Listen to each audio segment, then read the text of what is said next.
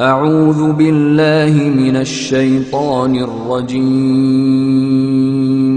بسم الله الرحمن الرحيم. Sister, thank you for waiting. Would you please state your name and occupation, then state your question? I'm Sakina D'Souza, and I'm a Catholic. I believe Brother Yusuf was a Catholic before. I would like to ask him the simple question. He was brought up like a Catholic, but what made him change? Doesn't he believe that the Messiah is true, or did he ever feel that the Catholic religion, has not brought up any Messiah and the Bible is false? I would like to just know what that means, because he said he was a Catholic before and now he has become a Muslim. What made you change? What was that storyline before? Doesn't he believe that there is a Messiah, or the Messiah had come, saved us, died on the cross? Thank you very much for a good question. I hate to disappoint you, but I wasn't a Catholic. But I was with a Catholic priest the night that he accepted Islam. And I asked him these questions you asked me. Because after all, I was still a Christian, a preacher in Christianity, and I wanted to know why my best friend, a Catholic priest, had converted. That's a pretty weird thing. A Catholic priest is not like a regular preacher in the Protestant religion. A Catholic priest has given up everything. He's given up his life to be a Catholic priest. When he enters into this realm, he's basically given away everything. He can't have a wife, he can't have children, obviously no grandchildren. He has no home, he just lives in a rectory or wherever they give him a place to stay. And he's sent wherever they tell him to go, do whatever he's told to do, and that's it. And he cannot disobey the Pope, otherwise they can kick him out of the religion, and if they do, he's excommunicated and he goes to hell forever. So how would a person like this want to become one of those Muslim terrorists? That's what I wanted to know. He explained in a very few beautiful words something that I came to learn for myself. He said that he was sincerely in the Catholic religion because he believed in God, that he had studied, his degree was in theology, and a part of the teaching that they as priests have is to study Islam. Every priest is forced to study Islam. Now you may not know that, but you can ask your priest and he'll confirm it. And when you study Islam, even when Islam is taught to you by somebody who hates Islam, as long as they don't corrupt it too far, you can still see the truth in Islam. A classical example happened to me just recently when I was in Saudi Arabia. A friend of mine, very old copy of one of the first Qurans ever translated to English by George Sale. George Sale hated Islam, he hated the Muslims, but when he translated the Quran to English, he was true to the text of the words. Although maybe not getting all the meaning, he certainly was true to the text of the words. I was shocked when I read it. Have you seen it? You know what I'm talking about? Amazing. And listen to this. George Bernard Shaw, for instance, is one of many, a long list of people who read this and realized the truth of Islam. When people see the truth of Islam, it can change them if they want to be guided. If they want the truth, it can change them.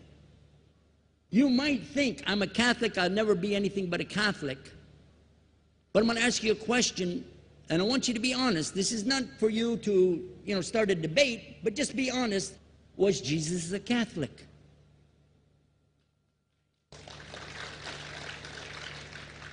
And it's not open to debate, so there's no point in opening that up, because you know and I know he wasn't.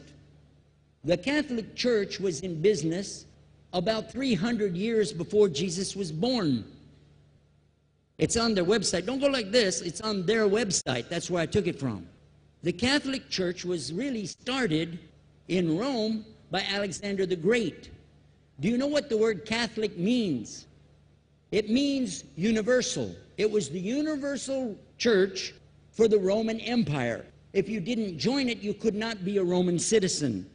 And it was opposed to the teachings of Judaism and opposed to the teachings of the early Christians for more than 200 and some years. And they were diametrically opposed to each other to the extent that it was the Romans killing the early Christians. Now, if you understand that, and you go to their website and read, they didn't even take over Christianity until the year 325 AD.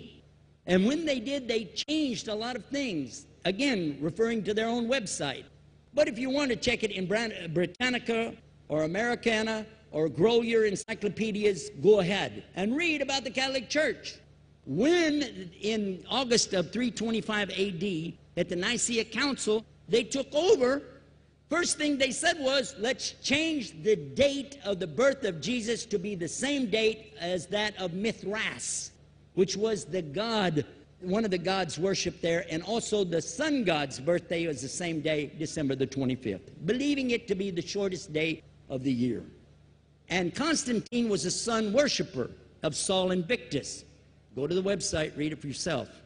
There are a lot of points, but not the least of which, even today, if you go in any Catholic church, and I have, you'll see so many portraits and statues and idols and images throughout the whole place that for the one who's never experienced that, for a Muslim who knows about these images, he'll be like, whoa, a'udhu billah. Whoa, what's this? The first time I walked in a Catholic church, I was about 10 years old. I was shocked. I was shocked at the idols and statues everywhere, because in the Protestant religion, we were brought up to believe that the second commandment was just as important as the first commandment. The first commandment in the Bible, in Exodus, is the same as the first commandment in the book of Deuteronomy. It says, I'm the Lord your God that brought you out of the land of Egypt in the house of bondage. You know no other God beside me. Beside me there's no other gods. Thou shalt not have any other gods beside me. How many in this room agree with that commandment? Raise your hand. You notice the Muslims are raising their hand because it means Ashhadu la ilaha illallah. That's the first commandment for us as well. The second commandment you have clearly says, thou shalt not make any idol, any graven image of anything that creeps upon the earth, swims in the sea beneath, or flies in the air above. And I was sitting in a church one time, sitting there in the morning service, watching, the preacher talk, and, they go on and on and on, and sometimes you lose your train of thought. I was looking. Whoa! On the front of the podium, there was a fish. A fish. For the symbol, make you fishers of men. It had a fish. I said, whoa. Then I looked up above his head at the big stained glass window, and it had a dove, and he had the olive branch in his mouth. The dove is flying, the bird, I said, whoa. And then I look over here, and there's a cross with a man hanging on it. I said, wow, they didn't miss a single one. They got them all. Something walking on the earth, something swimming in the sea beneath, something flying in the air above. So look at these two things. Clearly, the first two of the 10 commandments, bang, bang, boom. Because if you said God is more than one, where did you get it from? When Jesus is talking to his own companions and they ask him, what's the greatest commandment? Mark 12:29. Clear. The greatest commandment is to know, O Israel, the Lord your God is one God. And you have to love him with all your heart and all your mind and all your strength. And this is no different from what Prophet Muhammad ﷺ was saying, the same thing to his people. Same thing I mentioned in the lecture. This is certainly for us the same. So what you see is Muslims practicing the commandments, and you see people claiming the commandments but practicing something else.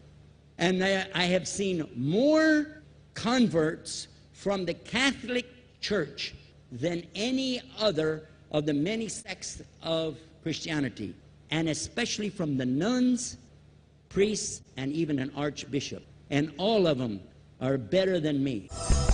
Those guys and women that I see do this, they still sacrifice their whole life to get the true message of Islam, not only to you, but to Muslims as well, because we all need to know about it. But thanks for a great question.